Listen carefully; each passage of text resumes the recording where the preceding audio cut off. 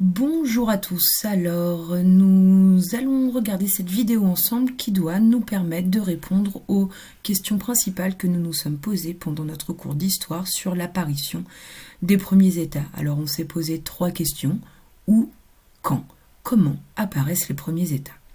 Alors nous allons commencer par répondre à la première question, à savoir où apparaissent les premiers États. Les premiers États apparaissent dans cette partie du monde que tu vois apparaître en vert ici sur la carte.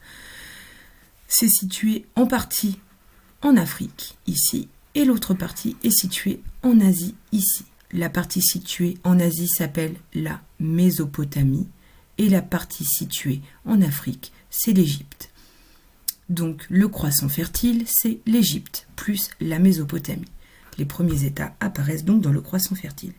Et ils apparaissent dans le croissant fertile puisque tu peux constater ici la présence de fleuves, ici également en Égypte. Donc le fleuve de l'Égypte s'appelle le Nil et les fleuves de la Mésopotamie s'appellent le Tigre et l'Euphrate. D'ailleurs, Mésopotamie veut dire entre deux fleuves. C'est donc en Égypte et en Mésopotamie, donc dans le croissant fertile, que les premiers États apparaissent.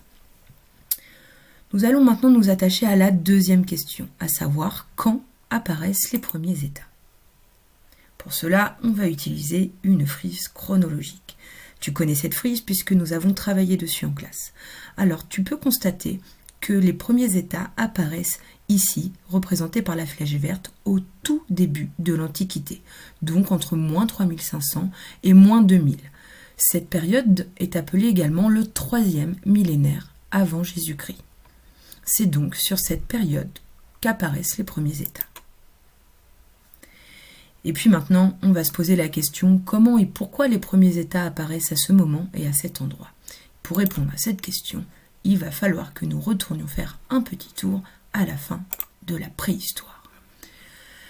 La dernière période de la préhistoire s'appelle le néolithique. Les hommes vont énormément progresser durant cette période.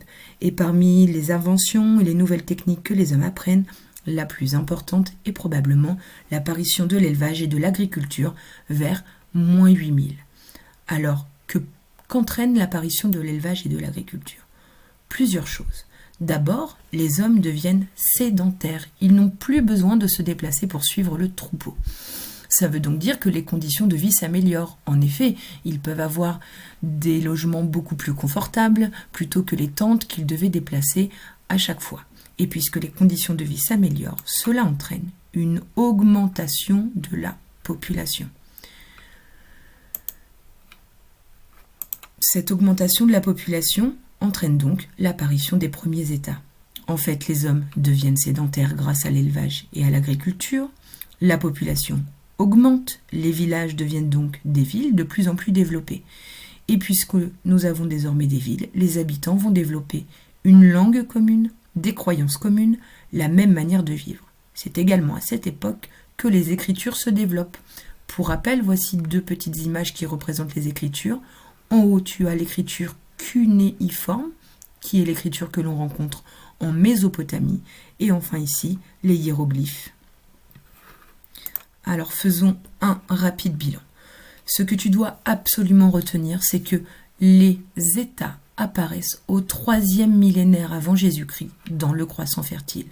Le croissant fertile, c'est cette zone qui est représentée en vert sur la carte. On se rappelle que l'Égypte et la Mésopotamie forment à eux deux le croissant fertile. Et puis, on a également vu que les villes se développaient principalement au bord des rives des grands fleuves que sont l'Euphrate, le Tigre et le Nil. Eh bien oui, ces fleuves amènent l'eau et l'engrais qui sont indispensables à l'agriculture. Et donc c'est pour cela que les villes vont se développer au bord des rives de ces fleuves.